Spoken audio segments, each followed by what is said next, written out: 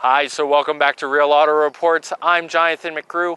This is Real Auto Ranch, and today we have the 2013 Jaguar XJL all-wheel drive. So that means we have something special for you, which is a review on the 3.0 liter 340 horsepower supercharged V6.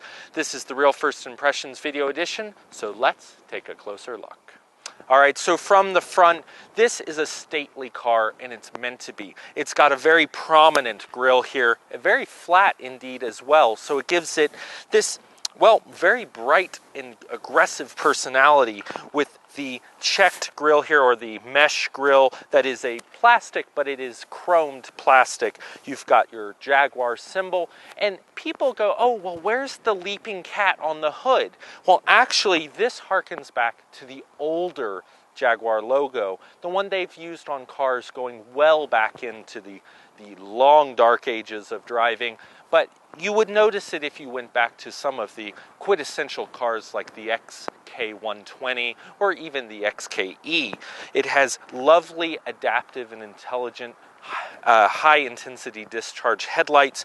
You've got your running light, well, not running, but parking lights, or what they call positioning lights here in the LED, fog lights. Now, the thing that this car does not have is adaptive cruise control, so you won't see any sensors along the front here, but it does have park assist, so it does have the sonar, but it doesn't have the big box that you would see on some of the cars where it knows how close you're getting to the car in front of you. That means it also doesn't have crash detection warning like some of the high-end cars that cost similar amounts of money to this Jaguar. But you have a beautiful design and a lovely, sculpted body that is in a coupe-like form, even though this is an extended, long XJ.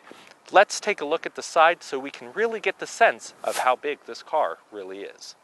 All right, so from the side here on the Jaguar XJL Portfolio, the thing that I like to point out about this car from the side, and I think you can see in the camera here, is that this has a flared rear hip here in the design.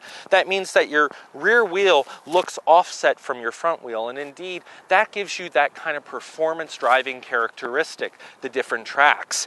Also, I think it's really neat that the rear taillight here, and we'll show you this when we go around the back, but it comes up into this ledge, this belt line detail, where you've got a ledge here until right about the end of the rear door. Notice the extended rear door for the L, so that's that 5 inches more room you get in the rear for the rear passenger's comfort. And then you come all the way up and see that line just follow into the dip of the front and into the headlight. It's a beautiful car with the flared fenders, and I love this Jaguar detail here. This goes back to many cars in the 50s and 60s, and generally even further back than that if you know the designs from the post-50 era.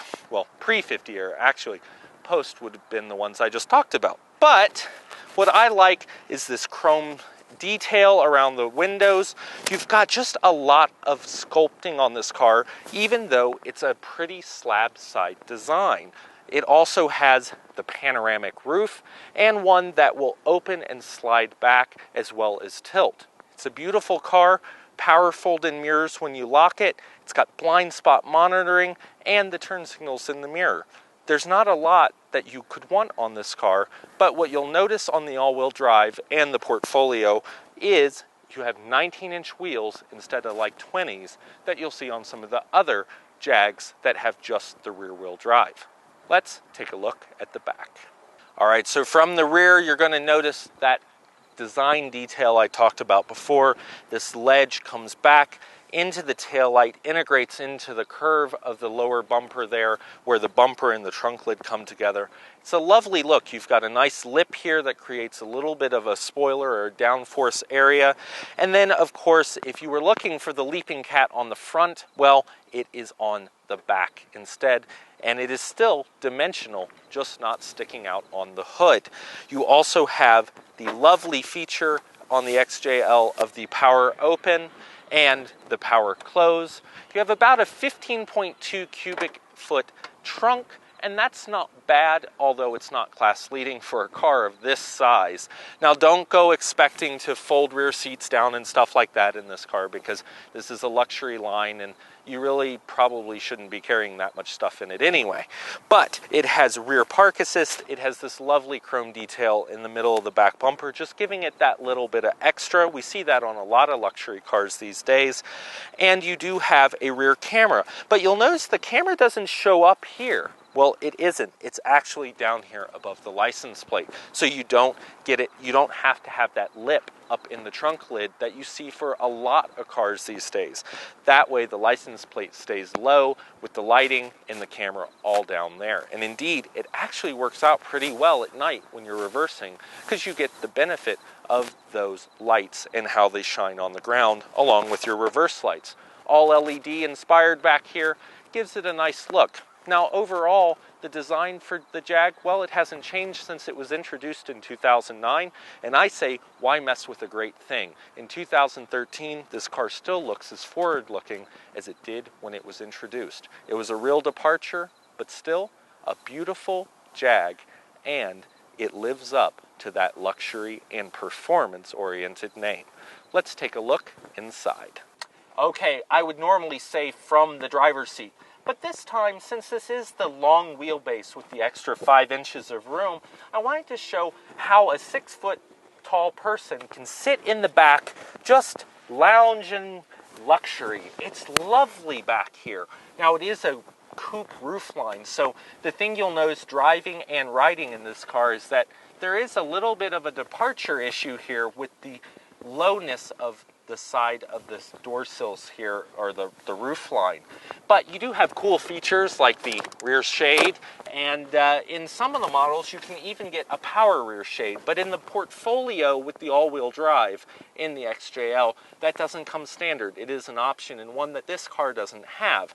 But you do have 4-zone climate control, so you can control each side of the rear seat comfort, including cooled and heated rear seats, as well as the fronts. The front seats are super adjustable at 18-way in this Portfolio. But if you go up to some of the even higher lines, like the V8 Supercharged or the V8 Super Sport, you'll get a 20-way power seat in the front. You've got memory seats on both sides. Of course, navigation, you shouldn't even have to ask, right?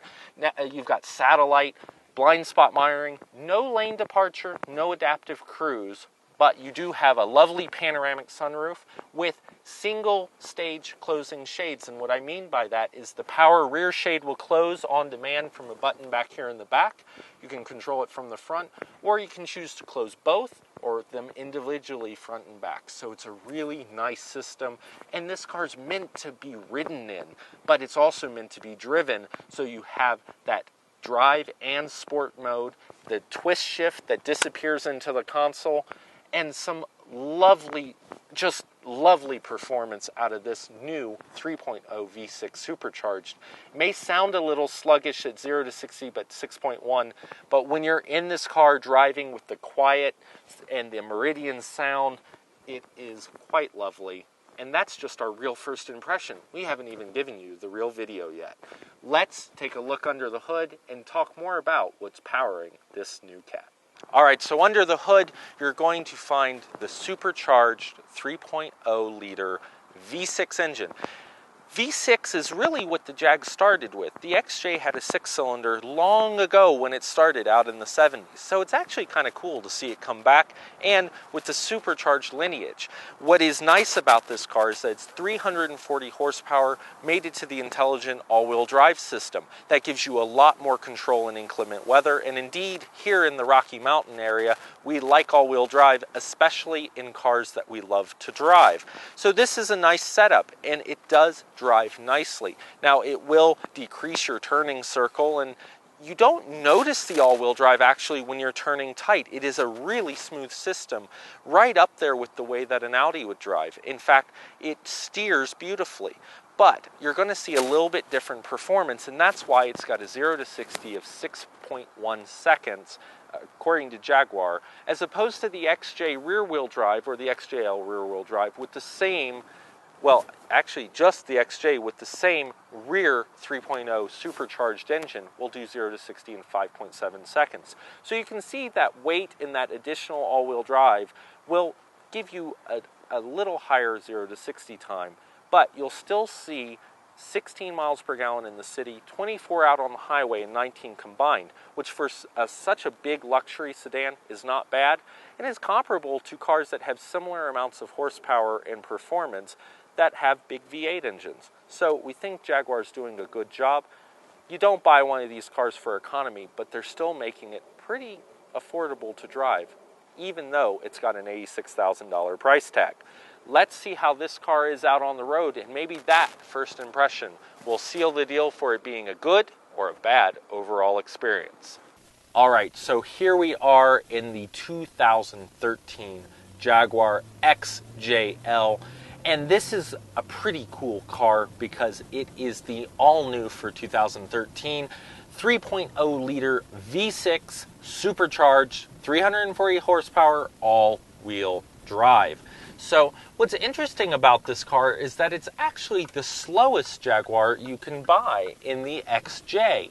And this is the long wheelbase. So what does that mean? Does it mean it's cheap? Does it mean it's the entry level? No, actually, what's really cool about this car is that if you didn't know that it was a V6, you would never click to it. Honestly, it's got a great sound. It's quick on its feet. It loves to cruise out on the road. It's got lovely, crisp, performance-oriented steering. And I really do love that about this Jag, is that the steering is just, you feel like you're on rails even in a car this big, and with the power bolsters and the memory seats and all the just the lineage of the Jaguar Performance's suspension, this car is truly a dream to drive.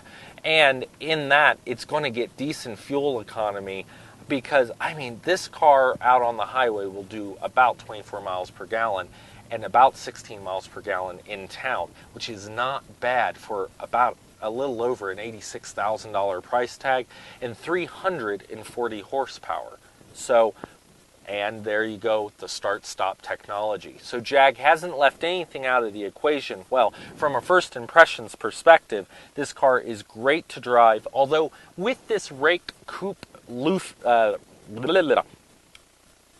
this car is great to drive, but with that coupe roofline and the rake back that it has, you are going to notice that this car has some blind spots, and the mirrors are on the smaller side for a vehicle of this size, so that blind spot monitoring is really going to come in handy, and that's just from our first perspective. We'll have more details for you in the real video, the real review, so stay tuned for that, and we'll have the wrap-up coming up next.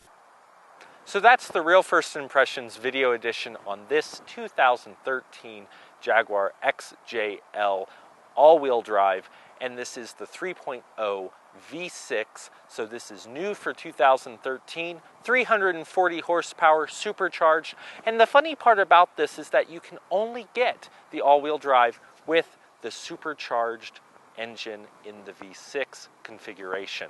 So if you want all-wheel drive like we do most of the time in the winter here in Colorado, and since it's coming to the end of summer and into fall, well, I think this is a pretty cool car, and you have no sense that it's sluggish at all. From a first impressions perspective, this thing is pretty quick, even though the 0 to 60 time might make you think different. It's 0 to 60 in 6.1 seconds.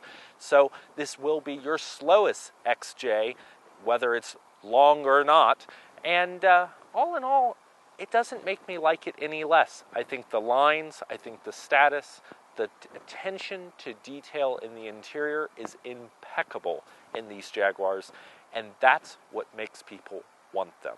It has nothing to do with the price point, which is right about $86,000 as tested. Still a lot of money, but still a very beautiful car, even though the design hasn't changed since it was introduced in 2009. We'll have the real video, the real review on this car coming up very shortly. I'm Jonathan McGrew. This is Real Auto Ranch, Real Auto Reports, and we'll see you down the road.